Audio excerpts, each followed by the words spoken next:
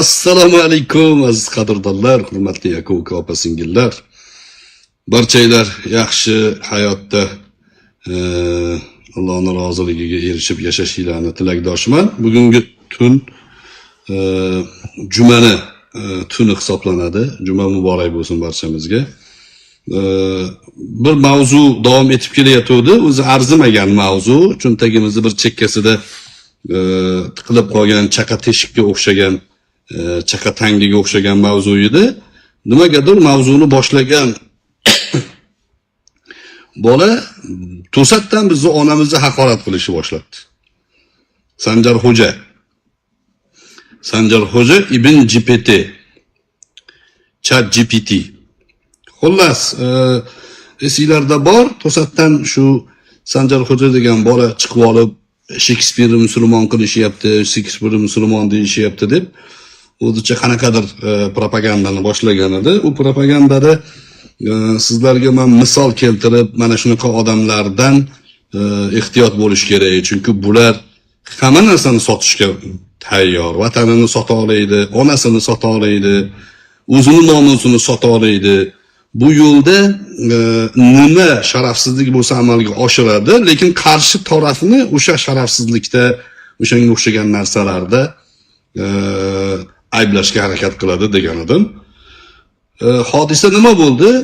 Men avval boshida ateistlar bilan bo'lgan bahslarda, ba'zi badiiy suhbatlarda Shekspir haqidagi ba'zi nazariyalar borligini aytgan edim. Men mutlaqo Shekspir musulmon bo'lgan, bu isbotlangan dalil, qolgan hamma gap xato demaganman. Shekspir musulmon bo'lgan degan ehtimol bor. Va buni falonchilar aytgan deb dalillarni keltirgan edim. Va o'shanda Kamol Yo'ldosh degan ateist va ateist guruhlar, galoboyparvar, radikal islomofob guruhlar bundan bezovtalangan edi.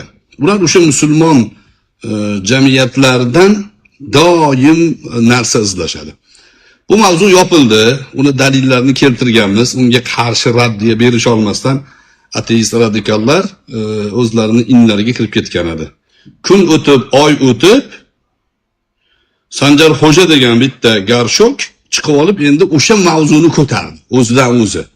Bizni ustimizdan kulib, mavzuning to'lig'ini, mohiyatini o'rganmasdan turib, mana bular Shekspirni ham musulmon deb ataydi.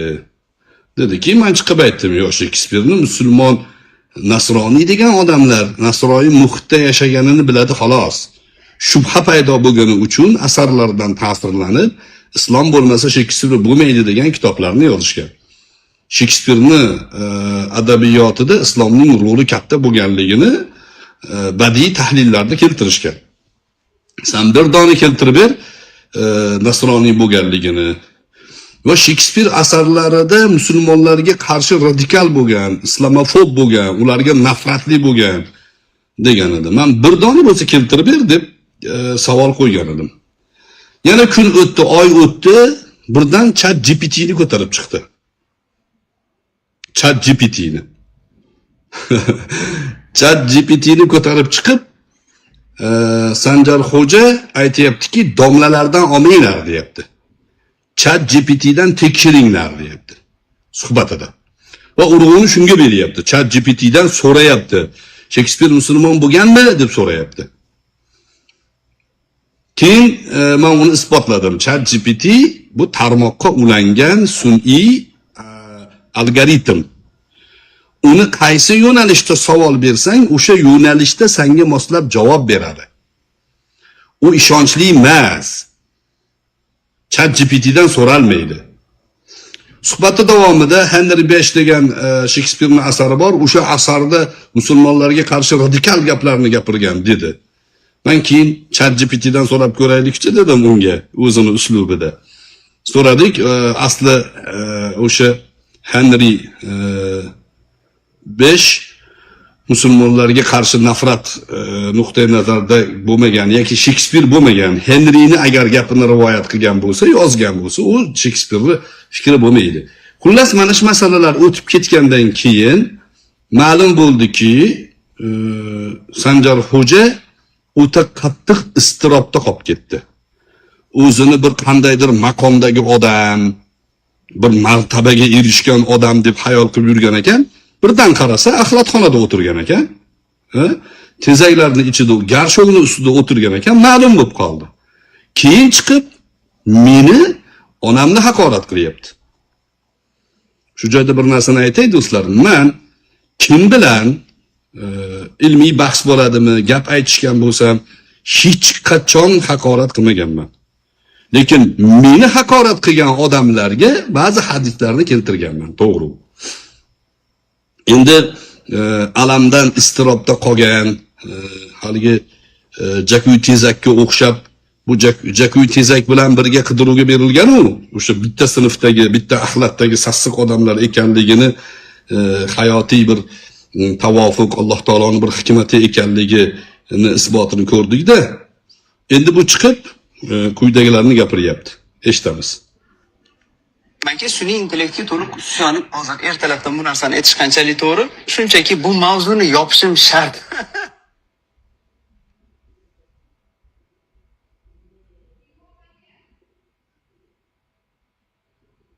Bizning internetimiz sal qotib qolyapti nimagadir.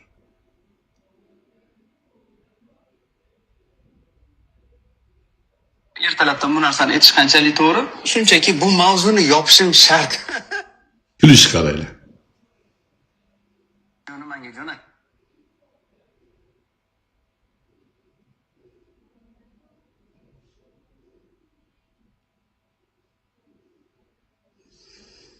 Sabr qilib eshitamiz.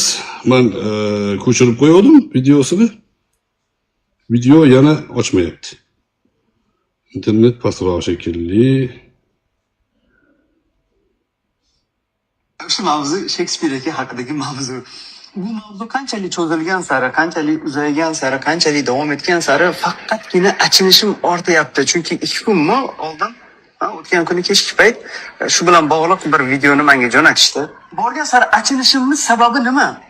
Mani sha'nimga, mani obro'yimga otilayotgan gaplardan emas. Shunchaki bunaqangi mavzu cho'zilgan sari narigi taraf aqlli odamga mos, saviyali odamga mos, jasoratli, yosh katta odamga mos holatda, eng kamida bir musulmon odamga xos holatda uslubda gapirish kerak edi. Shu uslubni tanlash kerak edi. Sanjar Xo'jaga o'xshagan odamlar har doim uslubni o'zlari qo'yadi. Ya'ni o'zlari xohlagan, o'zlari o'ylab chiqargan uslubda qolgan odamlar gapirish kerak. Bo'lmasa ular musulmon emas, bo'lmasa ular axloqsiz, bo'lmasa ular yoshiga munosib odam hisoblanmaydi.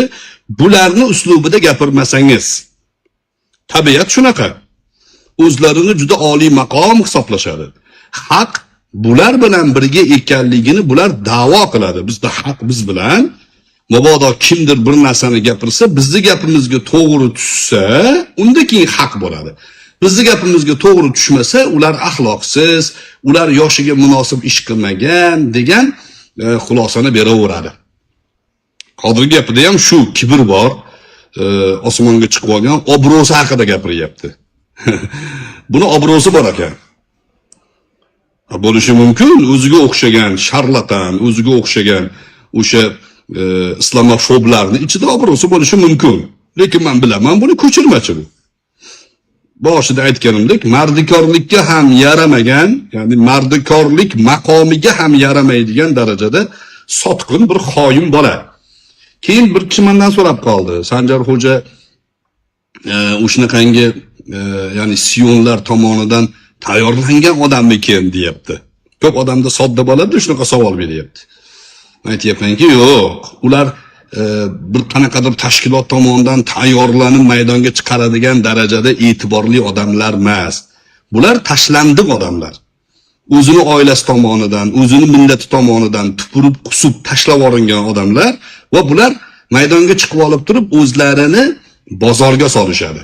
Shunaqangi radikal fikrlarni, shunaqangi keskin munosabatlarni bildirishadi-da va atrofidagi bularni sotib olishi mumkin bo'lgan tashkilotlarga ya'ni rasmga tushib berishadi. Mavzu shu. Keyin bularni xaridori chiqsa, bularga pul tikiladi, keyin davlatlarga qarshi yurgiziladi, ishlatiladi. Bunga o'xshagan xoinlardan foydalaniladi. Kissinger bir gapini aytgan edim men. Biz degan ichki xoinni topsak o'ldiramiz, tashqi xoinlarni topsak ishlatamiz degan. Kissinger sistemasi, o'sha Sion tashkilotini sistemasi shundan iborat. Bular o'shalarga o'zini bozorga solayotgan. Bobomurod Abdulla o'zini bozorga solayotgan odam. Navoiyni ham Galiboy deb berdi, Boburni ham Galiboy deb beryapti. Imom Buxoriyni ham Galiboy deb bemalol gapirib beryaptimi? Bilingki, bozorga solyapti o'zini. Fohishalar ba'zi davlatlarda turadi-yu ko'chada, yozib olib turadi. O'shunaqangi fohishalar bular. Ya'ni shu gaplarni gapirar ekan, shunaqa tashkilotlar bizni sotib olsin degan g'ami bor, tashvishi bor. O'ziga xos, musulmon insonga xos emas, o'ziga xos va o'ziga mos bir uslubda javob qilgani, odamga mos holatda, eng kamida bir musulmon odamga xos holatda uslubda gapirish kerak edi, shu uslubda tanlash kerak edi. Lekin o'ziga xos, musulmon insonga xos emas, o'ziga xos va o'ziga mos bir uslubda javob qilgani achintirdi. Undan meni javobim musulmonchilikka xos bo'lish kerak ekan, lekin u musulmonchilikka xos emas, o'ziga xos, ya'ni kofirga xos javob beryapti deyapti. Bizni musulmon ham deb bilmaydi. Qisqa qilib aytganda, ketini artishi bilmaydigan bitta shilta bizni musulmon deb bilmaydi. Yo, bu xohlagan uslubda javob bermaganimiz uchun, buni aslida gaplari o'zini o'zi inkor qiladigan gap bo'lganini isbotlab berganimiz uchun bizni musulmoncha javob bermayapti deyapti. Eshitamiz. Hozir ba'zi narsalarni sizlarga ko'rsatib beraman. Tashqari videoni e'lon qilgan paytda mana 20 daqiqalik videomdan foydalanib, uni ba'zi joylarini kontekstini kesib, montaj qilgan. U 20 daqiqalik videoda aytganmanki, sun'iy intellektga to'liq suyanib ishonib qolmanglar. Bu adashib chalkashib turadi. Shuning uchun bundan ma'lumotni tekshiring va bu aytgan ma'lumotlarni ham siz albatta kitob, daftar, ilmiy ish o'qigan holatda tekshiringlar deb aytganman. O'sha joyimni tashab, bugungi ne'matdan foydalangan holatda mana tayyor ChatGPTdan foydalanasizmi, Gemini'dan foydalanasizmi, Grok'dan foydalanasizmi, mutlaqo tekshiring. Faqatgina tekshirish ham yetarli emas. Albatta, ba'zan bu ham adashib qolishi mumkin. Ba'zan ma'lumotlarni, sanalarni chalkashtirib qo'yishi mumkin. Shu sababdan ham albatta o'zingizdan alohida daftar, kitob, ilmiy ishlarni titkilang. Albatta o'zingiz internetlarni titkilang. Bu ma'lumotlarning qanchalik to'g'ri ekanligini o'zingizdan qayta tekshiring. Ya'ni o'zini chiqaring. Endi qaranglar. Mana shu joyda botil fasod silsilaga tushib qolgan. Falsafada, ya'ni psixologiyada shunaqa gap bor. Fosid doira degan. Fosid doira. Ikkita masala. Birinchisidan bu aytayaptiki, 20 minutlik suhbatimda ChatGPT ga aloqador joyini kesib olib montaj qilishgan deyapti. Xo'p, shu gapiga javob. U suhbatda kulminatsion nuqta domlalardan so'rama, ChatGPTdan so'ra degan narsaga urg'u bergansan. O'shaning uchun shuni ko'rsatdik. ChatGPT kifoya emas dedik. ChatGPTni ham tekshirish kerak dedik. Ya'ni domla aytish kerak bo'lgan narsa, agar ChatGPT domlani qo'lida bo'lsa foydali bo'ladi. Chunki u mutaxassis. ChatGPT doktorning qo'lida bo'lsa foydali u. Sen bütün ommaga aytyapsanki, domladan so'rama, ChatGPTdan so'ra deyapsan. O'sha joyi kesib oldinglar deyapsan. Ha, o'zingchi Shekspirni musulmon bo'lgan degan kichkinagina joyi kesib olib, bu faqat bir nazariya, buni 3-4 ta odamlar aytgan, abrori gap emas bu. Falonlar kitob yozgan, lekin uni musulmon bo'lganini inkor qilganlar ham nazariyasi bor. U ham kuchli nazariya degan gaplarimizni nimaga qo'ymading? Ha? Demak, birinchi montajni sen qilgan bo'lib chiqyapsan. To'g'rimi? Sanjar Xo'ja ChatGPT. Ibn ChatGPT. Sen o'zing, demak, o'zing aytgan narsaga teskari chiqyapsan. Tekshirish, ya'ni suhbatni hammasidan xulosa olish kerak edi deyapsan. Sen ham xulosa olmading. Ha, biz xulosa oldik. Sen domlalardan so'ramaslik kerak, ChatGPTdan tekshirish kerak deding. Endi fosid doirani qara. Fosid doira nima desa, bir odam o'sha labirintga kirib qoladi. Bir joyda aylanaveradi, bir joyda aylanaveradi. Qur'on tili bilan aytganda, yatihuna fil ard deydi. Alloh taolo yahudiylarning bir qismini yer yuzida Tih degan vodiyda chalkashtirib qo'ygan. Ertalab safarga chiqishadi, kechqurun charchab dam olishadi, ertalab yana o'rnlaridan turishsa, kecha safarga chiqqan joylaridan uyg'onishadi. Aylanishaveradi, shunaqa qilib o'lib ketishgan xor bo'lib. Buni fosil doira deydi, aylanib qolish. Endi sen aytyapsan, e'tibor bering. Mana shu joyda bu suhbatlarni, bu odamlarni e'tibori yo'q. Bu odamlar tashlandiq, xalq tomonidan qusib tashlangan odamlar. Xalqni qusqusi bular. O'shaning uchun doim xalqni tepasida sasib harakat qiladiki, it yemagan narsani odamlarga taqdim qilishga harakat qiladi. Bular emas muhim mavzu. Muhim mavzu qayerda yoshlarimiz adashib qolishi mumkin bo'lgan nuqtalar. E'tibor bering. Bu aytayaptiki, domlalardan so'rama. Xo'p, nima qilaylik? ChatGPTni yuklab ol. Xo'p, yuklab oldik. ChatGPTdan so'ra. Xo'p, so'radik. Endi mabodo shu ChatGPTdan so'ragandan keyin ham daftar, kitob, ilmiy ishlardan o'rganib solishtir deyapti. Daftar, kitob, ilmiy ishlardan o'rgandik, solishtirdik, noto'g'ri chiqdi. Yana ChatGPTdan so'raymizmi? Ha, ChatGPTdan so'raymiz. Keyin nima bo'ladi? Yana daftar, kitob, ilmiy ishdan so'raymiz. Undan ham yana tushunmadik, yana ChatGPTdan so'raymizmi? Qachon tugaydi bu? Qachon tugaydi bu? Bu domladan so'raganingda tugaydi. Sen domladan so'rash kerak degan narsadan o'zingni atrofidagi tashlandiq odamlarni shu tomonga sekin tortyapsan-da. Domladan so'rash kerak degan gapga qaytmaslik uchun ChatGPT kitob deb yotibsan. Qachon tugaydi bu fosil doira? Kitobni o'qib tushunib olaversa ChatGPT nima keragi bor? ChatGPT nima keragi bor kitobni o'qib tushunib olaversa? Xo'p, kitobga tushunmadi. Bir domladan suhbat eshitdi, ChatGPTga yozdi. Kitobdan qanaqa tushunadi u? Mana fosil doira do'stlar. Bular mana shu narsaga alam qilyapti. Va e'tibor bergan bo'lsanglar, mana shu suhbatni kuzatayotganlar bor. Intizomli shaklda biror og'iz buni na onasiga haqorat qilganim, na bir boshqa haqorat qilganim yo'q. O'ziga yarasha buni o'sha saviyasiz odam ekanligini ko'rsatib berdim. ChatGPT buni payg'ambari qo'shtirnoq ichida. Payg'ambarchi ChatGPT deyapti. Xato chiqib qolsa kitoblar payg'ambar deyapti. Bizning dinimizda, din masalasida kitob manba bo'lmaydi. Kitobdan o'qiganingizni albatta ahli ilmdan so'raysiz. Domladan so'raysiz, boshqa yo'l yo'q. Davom etamiz.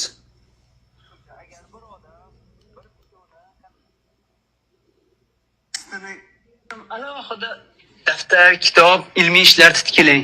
Albatta o'zingiz internetlarni titkilang. Bu ma'lumotlarning qanchalik to'g'ri ekanligini o'zingizdan qayta tekshiring. Ya'ni o'zini chiqib qayta tekshiring. Qanaqa tekshiradi mutaxassis emas?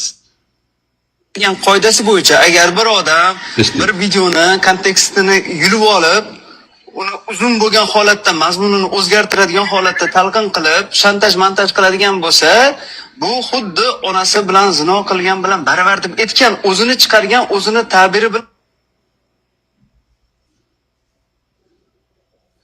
Basharani qaranglar, basharani ahvolini qaranglar. Yomon alam qilib kechasi bilan uxlamabdi lekin. Hozir bir minut bu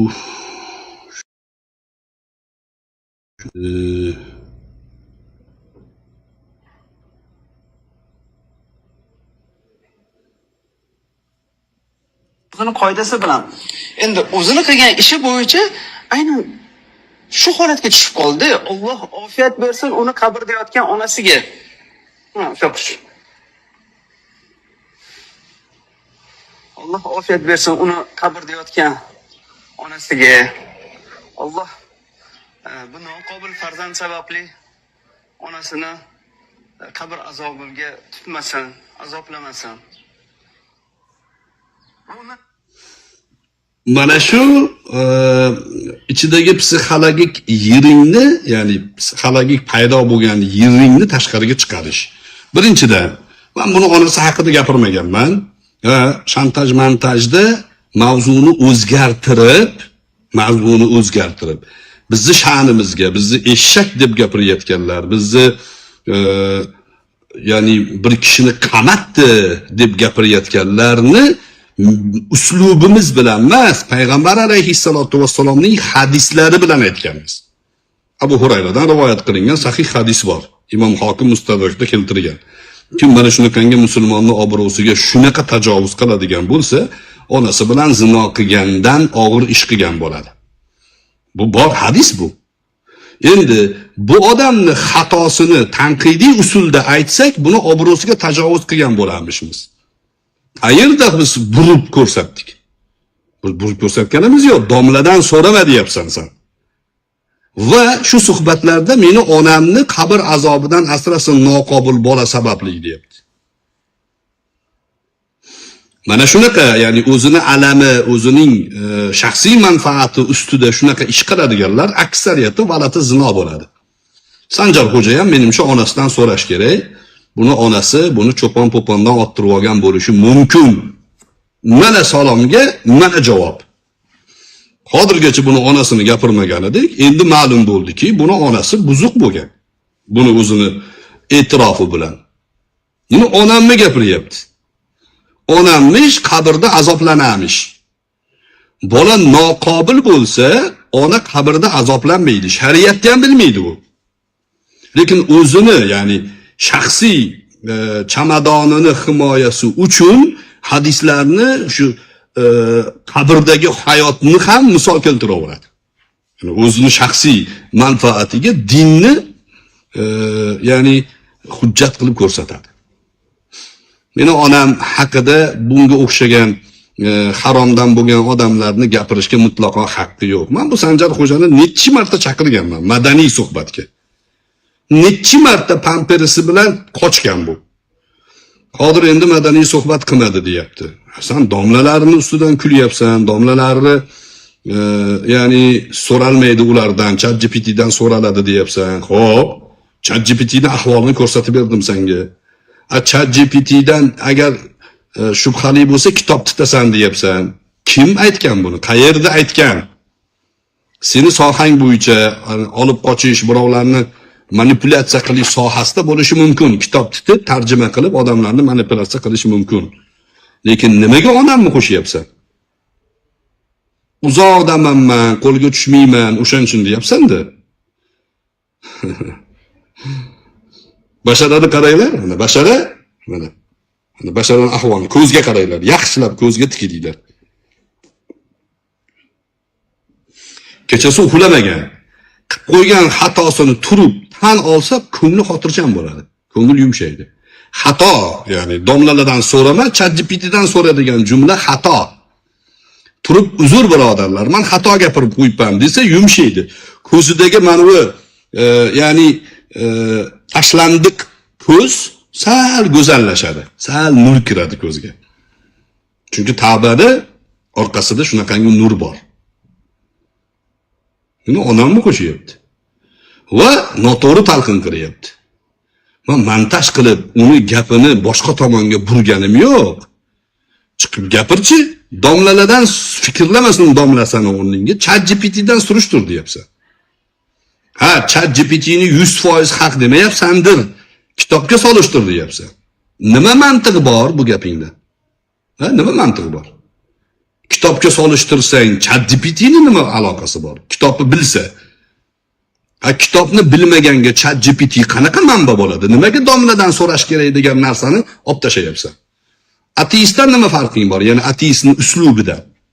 O'zingni musulmonman deb yuribsan-da, meni onamni qo'shyapsan. Ya'ni mavzuda erkaklik sifating tugab qolib, endi bundan buyog'iga shallaqi xotinlik roliga o'tyapsan.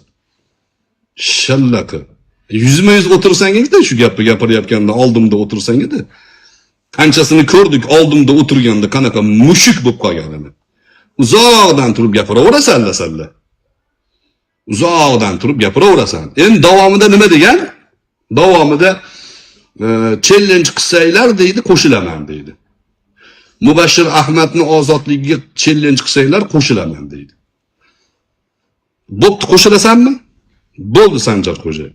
Mubashshir domlani kelayotgan sudiga Sanjarxo'ja kelishi shart. Men birga boraman. Mana challenge. Sanjarxo'ja keladi, Mubashshir domlani sudiga boramiz. Billarashib. Challenge mana. Agar kela olmasa, menga meni onamga nisbatan aytgan gapini o'zini onasi bilan qilgan bo'ladi. Agar kela olmasa, mana senga manipulyatsiyani dodasi, xo'rozi qo'lingdan keladimi qani? Mubashshir domla haqida gapirmadi.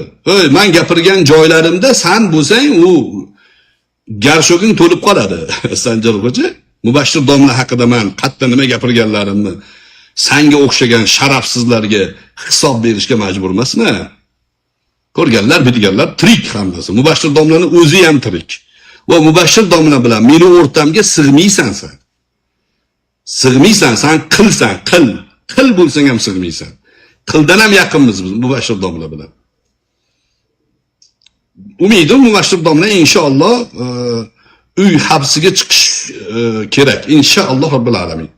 Meni umidim shu. Harakatlar ham shunga ketyapti. Faqat sudga borish kerakmi? Bularni yuqorida aytganimdek, bularning o'zi fikrlagan narsasiga hamma ergashish kerak-da. Haq bular topgan, bular aytgan narsaga hamma borish kerak. Ijtimoiy tarmoqda gapirish kerak. Ijtimoiy tarmoqda gapirish kerak. Bular aytgandek sudga borish kerak. Bormasa, demak u yordam bermagan bo'ladi. Sanjarxo'ja Garshok o'ta alamdan kechalari uxlamay Facebookdan akkauntini o'chirib yuboribdi shekilli. Yo'q. Bu o'zbek xalqi ahmoq emaski, aldab hammani o'zingga o'xshaganlarga ergashtira oladigan. Bitta udarda abjag'ing chiqdi mana. Zufar al-Huzaliyni aytgan gapi. Biz bahs qilganimizda shunaqangi aljiratib qo'yamiz. Shunaqa bahs qilamiz, gapingni topolmay qolasan. Men ona haqorat qilmayman. Ona haqorat qilgan odamni mazasini qochirib qo'yaman.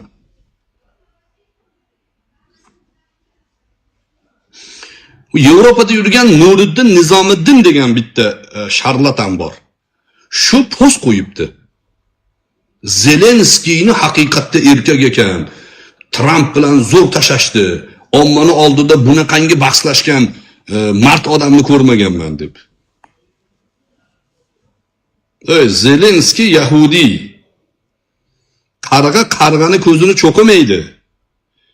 Zelenskiyni o'sha joyga o'tkazib qo'yib, Ukraina xalqini boshiga balo qilishyapti necha yildan beri. O'sha orqali o'sha joylarni parokanda qilishyapti. Nuriddin Nizomiddin, Yahudiyni tarafini olmay o'l. O'l Yahudiyni tarafini olmasdan. O'sha Yahudiylar qancha begunoh bolalarni qonini ichyapti. O'sha qonga botib san ham o'l iloyo. Nuriddin Nizomiddin. Qanaqa erkaksanlar sanlar. Qanaqa odamsanlar, qanaqa musulmonsanlar. Sanjarxo'jali ham shu. Faraz qiling. Men Shekspirni musulmon bo'lgan ehtimolini gapiryapman. Islom nuqtai nazaridan yaxshi gumon bu. Endi bu meni kofir deyapti. Musulmon emas, musulmonga zid bo'lgan axloq bilan ish qilyapti deyapti. Qaysi birimiz? Ya'ni islom maqsadiga amal qilyapmiz. Xavorijlar musulmonlar yig'ilib turgan jamoatni portlatib o'ldirgisi keladi. Nimaga desa bularni jahannamga yuborgim keladi deydi. O'zi aytadi. Ulamolar aytadiki, ularga sizlarning shaytondan nima farqinglar bor? Shayton insonlarni jahannamga olib ketmoqchi bo'ladi. Payg'ambarlar shu insonlarni jannatga olib kelish, qaytarib olib qolish uchun kelgan, yuborilgan. Ulamolar hammasi musulmonlarni ko'paytirishni xohlagan.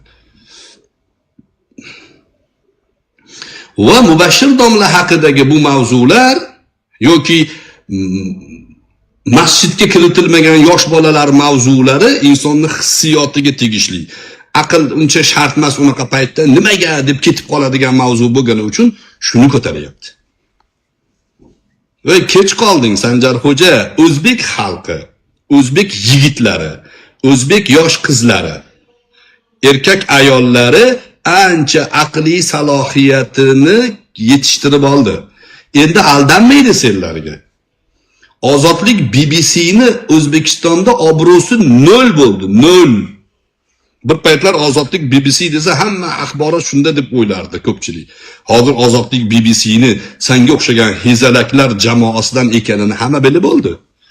Sen endi o'sha uslubni qilib, Ozodlik BBC'ning uslubini qilib, o'zbek xalqini aldamaysan. Alday olmaysanlar. Mana shu qisqaroq bir tahlilida do'stlar, barchalarga tashakkur. Telefonni balandroq ko'taring deyaptilar. Xo'p. Shart emas balandroq ko'tarish. Biz odatda mana shunaqangi odamlardan shu kungacha ogohlantirib keldik. Ogohlantirib kelganlarimizni orqasida turibmiz. Birortasi, ya'ni o'zbek xalqi uchun, musulmon ummati uchun foydali emasligini, ya'ni ko'rsatdi hammasi. Hammasi shu qo'lidan kelganicha bir manfaat ko'zlab, o'zini prolavkaga qo'yib sotishga harakat qilgan odamligini ko'rdik. O'sha uchun aytamizki, "Ho'y, biz bilan bahslashmanglar." Ya'ni tanqid qilsanglar, eyvalloh, bosh ustiga. Xatoyimizni ko'rsatsanlar, eyvalloh, bosh ustiga. Bizga tuhmat qilib, biz bilan bahslashmanglar. Keyin umrbod alam bilan yashashga mahkum bo'lib qolasizlar. Mana Fozil xo'ja. Hayoti ketdi buni endi, tamom. Hech qachon, ya'ni pozitiv narsa ko'ra olmaydi, ko'zi ko'r. Har doim shu negativ ko'raveradi. Bo'ldi, hayoti shu, birovga hasad bilan o'tadi. Hasad yomon birodarlar. Hasad hali jahannamga bormasdan dunyoni o'zida yo egasini yondiradi. Kechasi uxlamaydi. Soat 3da 4da post qo'yadi, haligi fitna postlarni. Qaysidir blogerni, qaysidir mavzularni ko'tarib, shunaqangi hasadni ko'rsatib o'tiradi. Ya'ni haqli gapiryapman deb o'yladi. Uni atrofida yig'ilib olganlar bor, shu eski dumlar, eski shaloqlar. Birortasi hayotda bir narsaga erishmagan odamlar. Aksariyati troll profil, troll. Mana Sanjar xo'ja ham ahvoli endi o'nglanmaydi bu. Boshqalarni ham ko'rdik. Xatolarimizni ochiqmiz, to'g'rilashlikka majburmiz agar xato bo'lsa. Sanlar tuhmat qilsalaring indamay turishlikka majbur emasmiz. Biz shu gapni gapirib qo'yganmiz. Botiliga qarshi jangim muqaddasdir, muqaddas. Ey botil shamollari, endi qaydan essang es. Assalomu alaykum va rahmatullohi va barakatuh.